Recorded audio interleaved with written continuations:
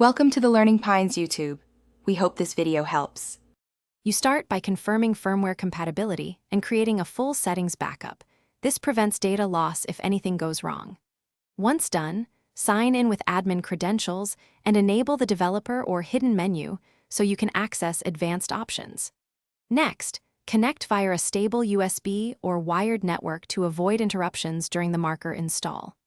Make sure the device is on external power and that you've closed unrelated apps. This minimizes risk and speeds the first configuration steps. You now open the hidden menu and launch the Settings Marker Installer tool. This is where the only way proceeds. Upload the 2025 marker package, verify its checksum so integrity is assured, and grant elevated permissions when prompted. This lets the marker modify protected parameters.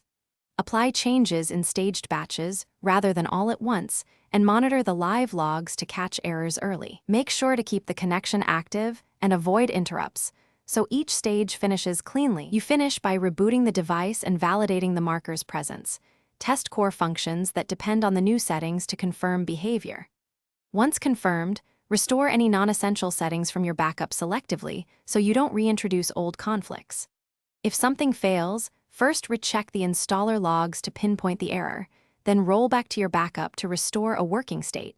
After fixing the package or permissions, repeat the install. This rollback and retry approach keeps you safe and gets the job done. Thanks for watching. Consider subscribing if we helped you.